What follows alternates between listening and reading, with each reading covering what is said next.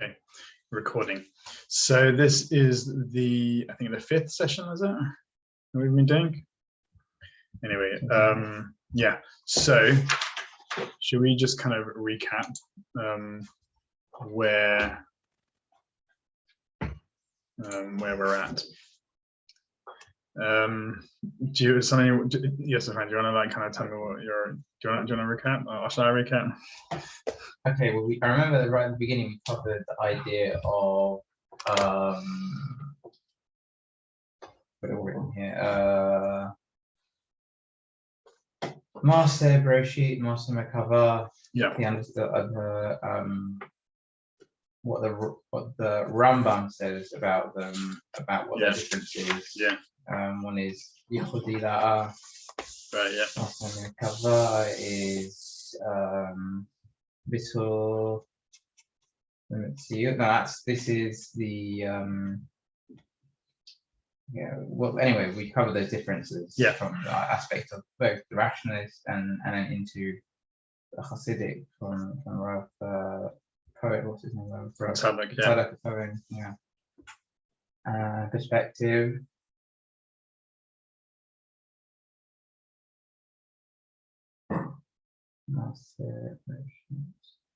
So yeah, according to the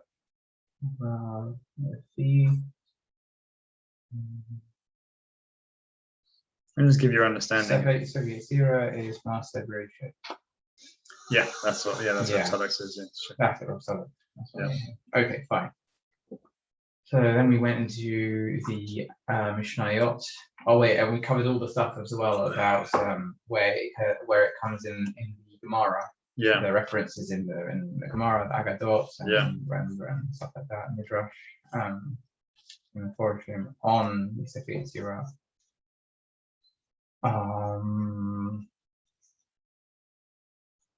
And then we went into the actual Mishnahs about the 22 letters.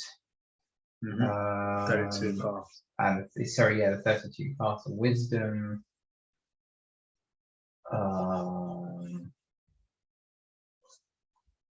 The 12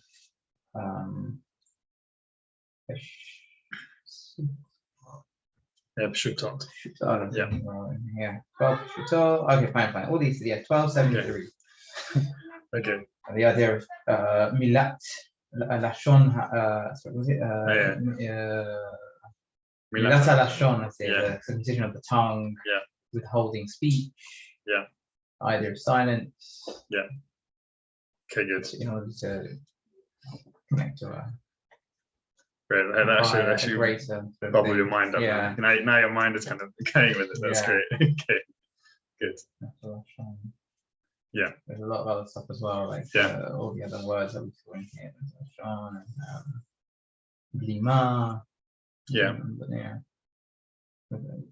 Without what or yeah. Great, good. No, good. It's good. It's good. So I put you on the spot there, but kind of helps you kind of, you've been here all the time, so it kind of helps you kind of bubble up all those the memories of it. Okay, so what I want to start moving in direction of practice and moving into what is the various meditation. I think there's a whole bunch of meditation techniques that can come out of the Sefer Yetzirah. And they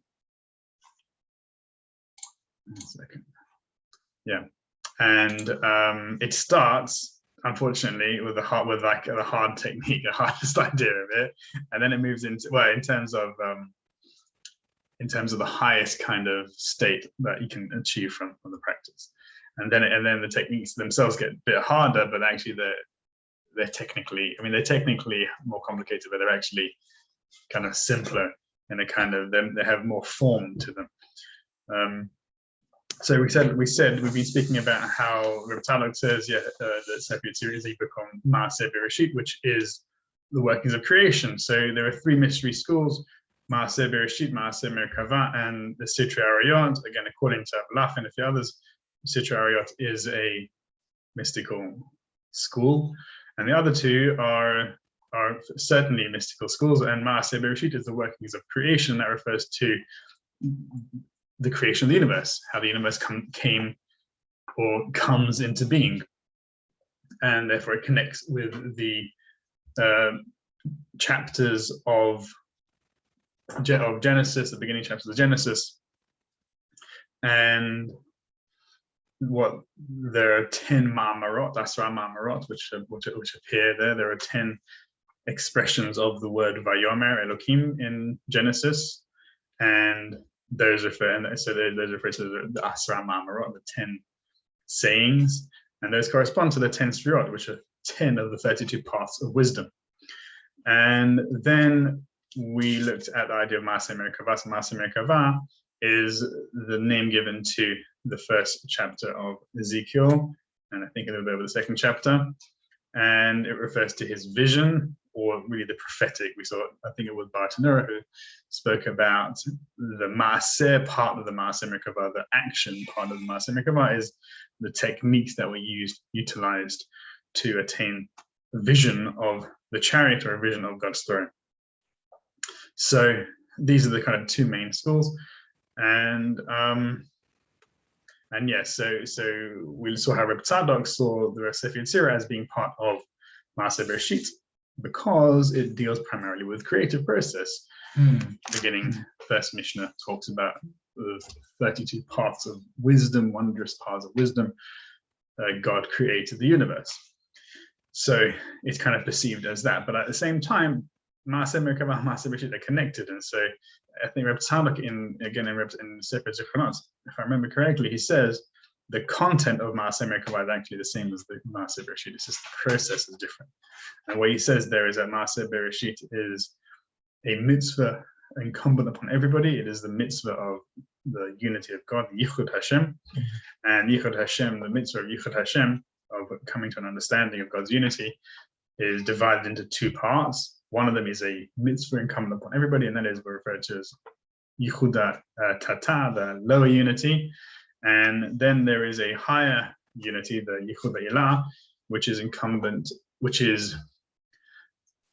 dependent on the individual. And so therefore we saw in the Mishnah of Chagiga, second parak of Chagiga, where it says in parak, which is referred to as in Dorshin, with the Maaseh Merkavah, you're not allowed to, one person is not even allowed to study unless they understand it for themselves. You're not allowed to teach it to somebody unless they understand it for themselves. And so the reason for that is because Maaseh Merkavah is a process of self-understanding of self. It's a subjective experience. It's not something which can be transmitted. So that, and therefore it's kind of, in some ways, another way of saying that is it's non-dual. So again, both of them are non-dual because we're referring to their unities, but this one is the Yichuda Ilah, the upper unity, is so non-dual that you can't even talk about it. It is beyond the faculties of speech. It can only be inferred through language, and actually, but it's experienced beyond language, on the faculty of speech. Whereas Maaseh Bereshit can be spoken about. It just needs to be spoken about in one-to-one, as that's what the Mishnah says. Again, but we also saw that the Mishnah does not actually that law of not teaching one-to-one is not actively applied in a general sense in the halacha. So how did I say that? So like I said, the Reb Tzadok says that the content of the Maaseh Merkavah and Maaseh Bereshit are the same, and it's just different in levels of in the experience, and also how, who is obligated to learn, who is not obligated to learn, who can and can't. But the way I see the Sefer Yetzirah, so therefore, kind of sort of and not sort of, even though the Sefer Yetzirah is a book of Maaseh Bereshit, it's also incorporates Maaseh Merkavah, and the first section, what I refer to as the first section of the Sefer Yetzirah, which is chapter 1, Mishnah 1 to 8, reveals the ideas of Maaseh Merkavah, and there's evidence for that. If we look at do you have the sheets? Did you print off those sheets? Yeah, no, I didn't bring it. Okay. Yeah, I would have written. Yeah, don't worry about it. It's just it'd be helpful to have a look at it. Anyway, but if you look at the first section of the Sefer Yetzirah, whatever you've got in front of you, you'll see that it quotes sections from Yechezkel's vision. So let me just, I'm going to on the screen here, I'm going to share it. So for whoever is watching on the screen,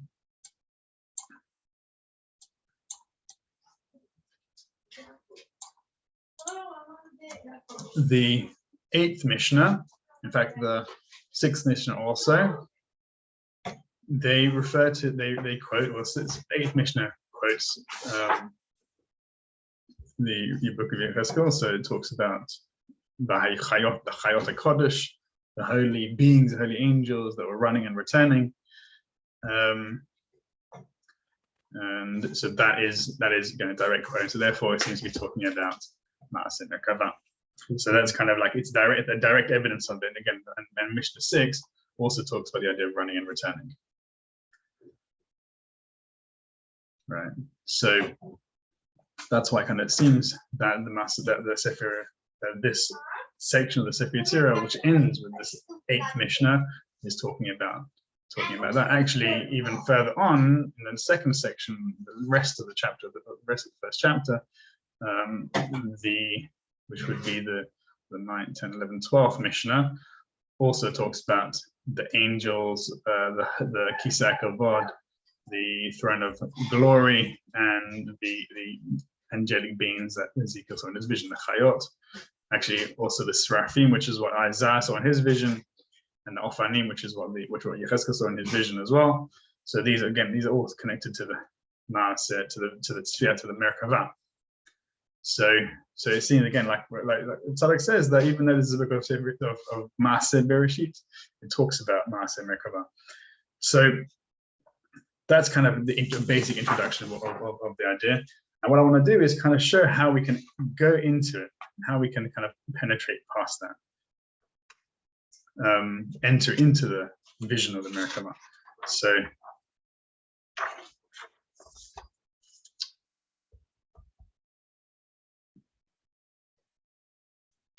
let's open up the Mishnah. Let's open up the first chapter let's go to let's look at the 8th Mishnah, and then we're going to go back and look at the 6th Mishnah. You got it? Okay. Should I read? You want to read it, or should I read it? Sorry, 1-8. 1-8. Okay, I'll read it. Mishnah 8 says, so this is the practice of meditation. This is the clearest kind of instruction of meditation in Jewish, possibly in Jewish literature.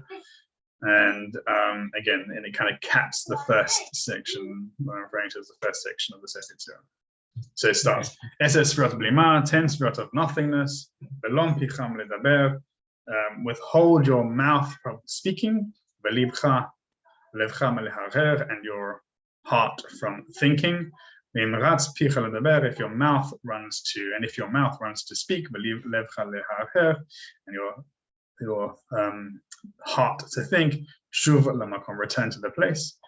And upon this is the reason why it is written, quote from Yechezkel, and the angels were running, and the Chayot, the living beings, the living angels were running and returning. End quote. And upon this, a covenant was forged. Right. So we saw previously, last time we had a look at the 3rd Mishnah. The 3rd Mishnah talks about a covenant. Well, actually, sorry, 1 minute. Is it? No, it's not that one.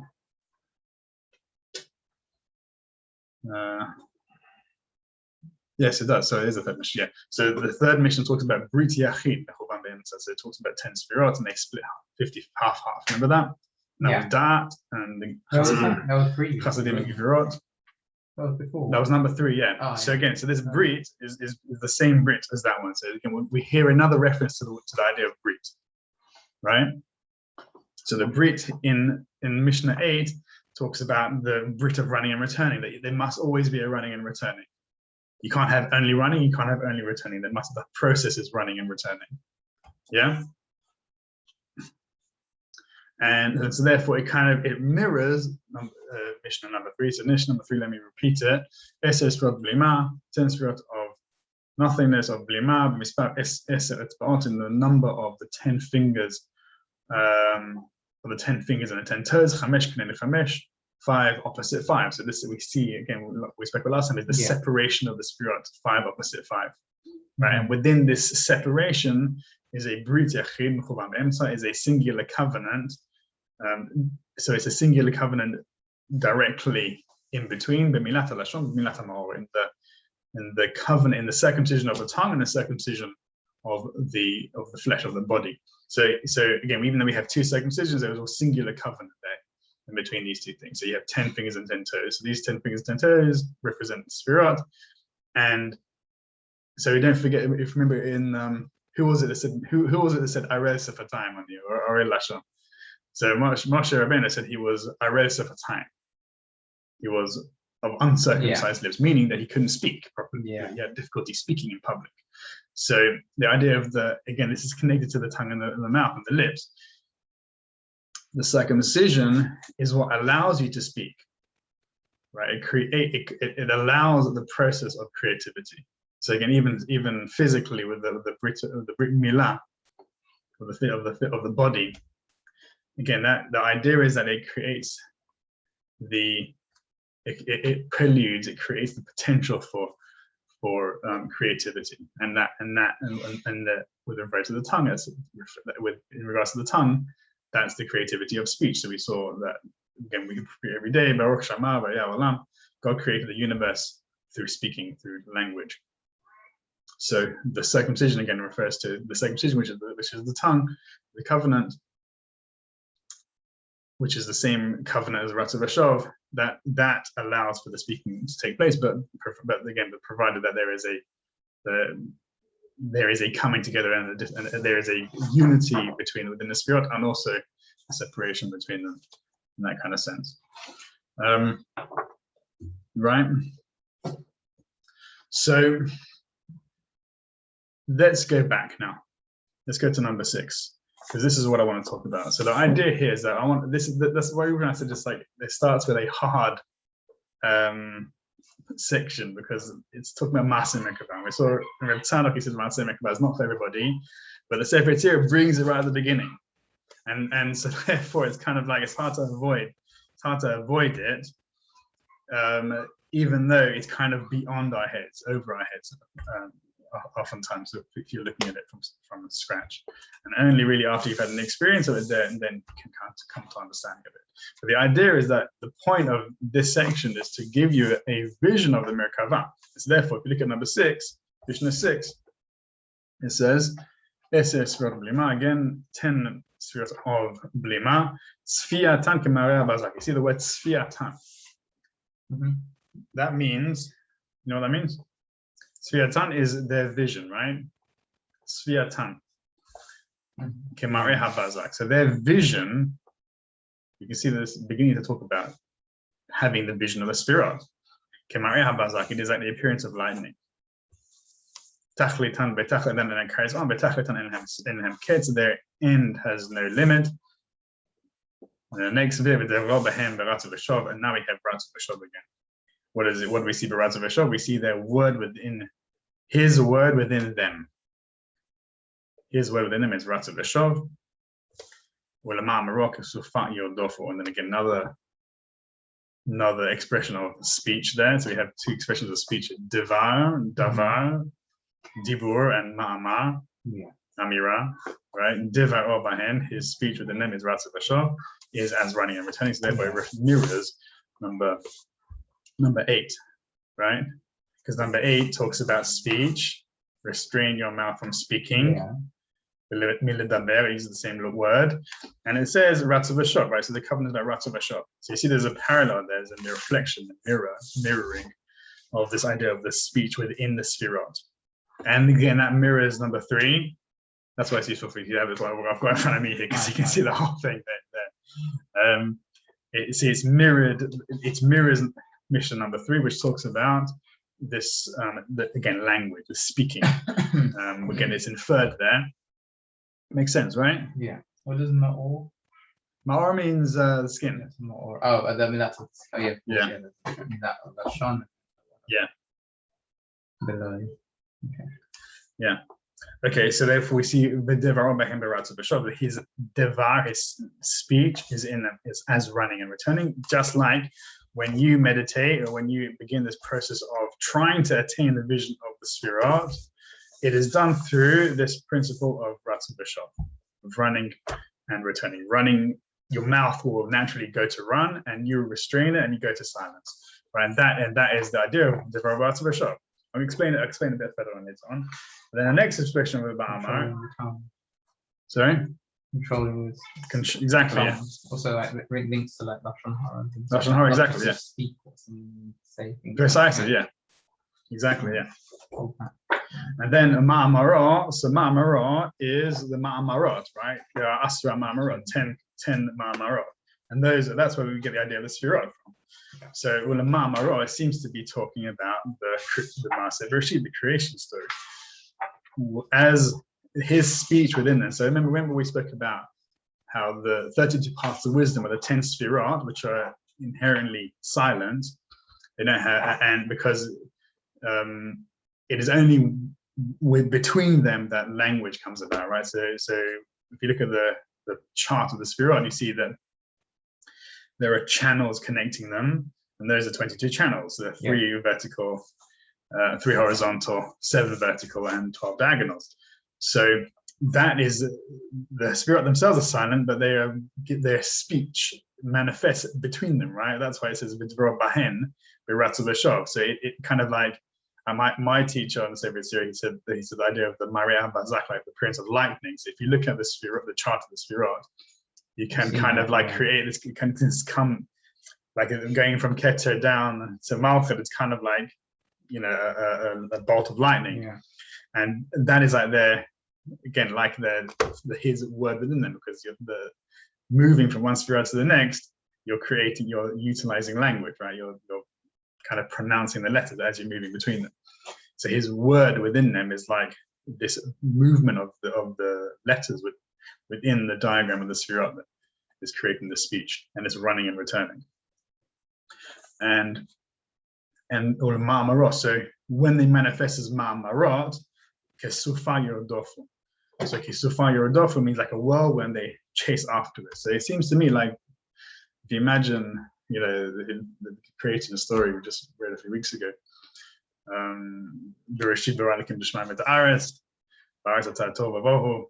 So at the beginning, God created the heaven and the earth, and the earth was tohu vavohu. Again, this is a word which will manifest, comes about in the Sefer Yetzirah later on. Tohu vavohu means void, formless and void. What's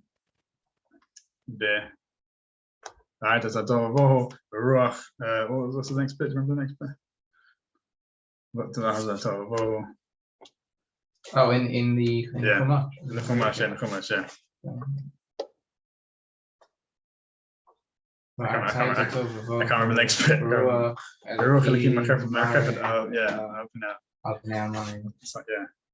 Something like that, yeah. And then you think of the idea, you remember the next bit is Vayomer Elokim Yehi Or. So the first expression of Vayomer is Vayomer Elokim Yehi Or. Let there be light, right? So that is the Ma'amar, Vayomer Elokim. Whenever we see Vayomer Elokim, that is the Ma'amaro, that is his speech. And Kesufa Yordofo, they go out to create. So what is your Kesufa Yordofo? What is it? Who is moving? So Yordofo, who is that referring to? Can you figure it out? So his word within them, so Bahen, that seems to be referring to the Sfirot. His word within them is referring to the Sfirot. Yeah. And when they when his word to his word, they run, it seems to be referring to the Sfirot. They're a Sfirot that run according to the word. So they just kind of chase after the word, the Sfirot themselves. Right, so when there is a manifestation of words, then they go and activate. Then they go and activate it, even though the words manifest through kind of a division within them. But I guess it's kind of like a potential energy. You think about it in terms of a voltage, you know, like electricity. So if you think of the circuit as the Sfirot, nothing happens unless there is a potential differences, unless there is you create a current, a voltage, a current difference, and then the current itself then the current rushes towards it. The whole kind of circuitry works like that. Right. If you think about it like that. So it's like the spherot are kind of the wall socket in your device, whatever it is. But when you plug it in and you turn it on, then there is a potential difference in the current flows from that. You could see it like that. And maybe it makes sense because that's exactly what a lightning bolt is. It's a discharge of electrical current. Yeah. So that's how I kind of envision this idea that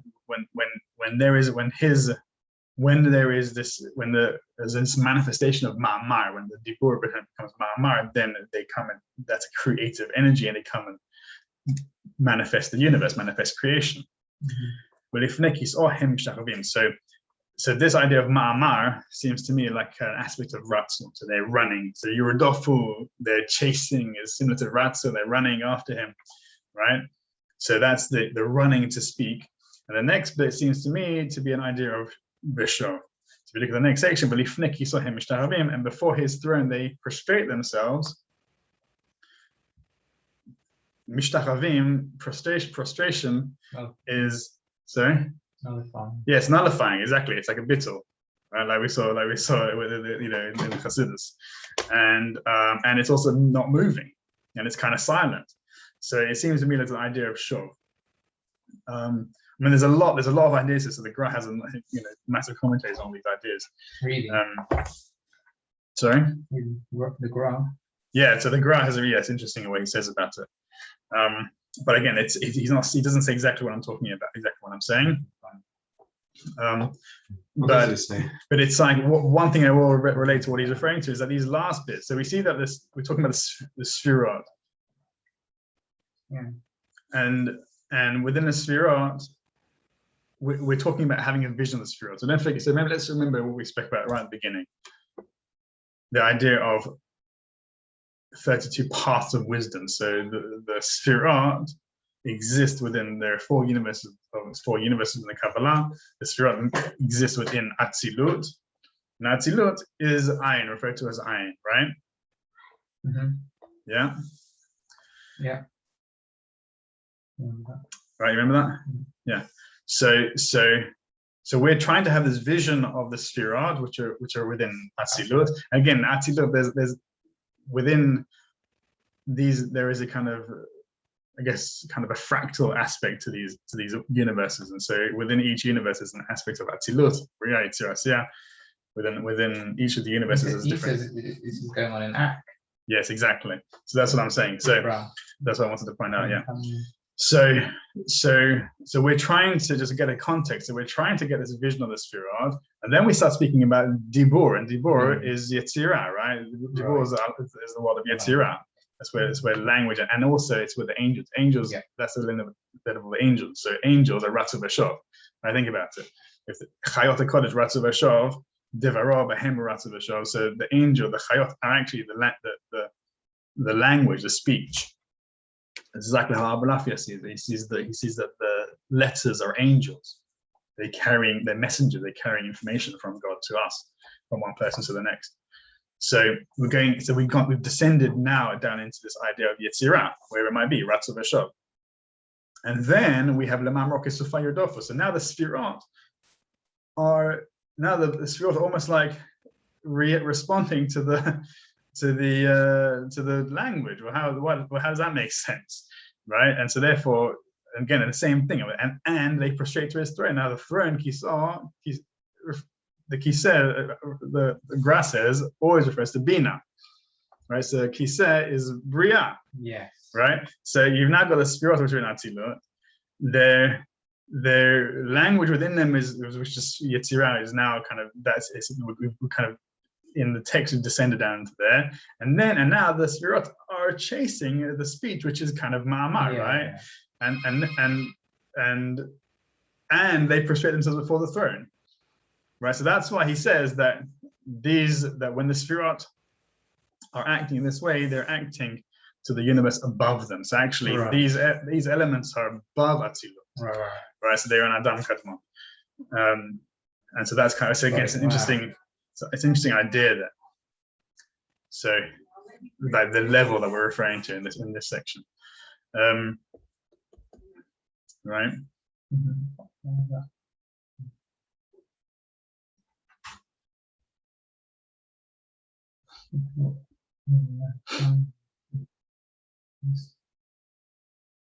Okay.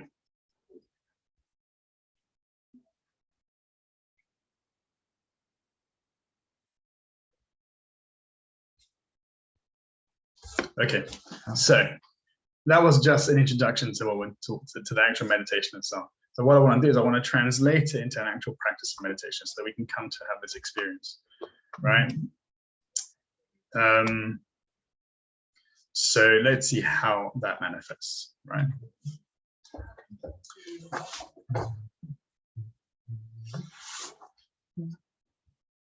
So I suppose so within this vision of the Sphira, this vision of the Merkava, we can have this vision within ourselves as well, right? You following me?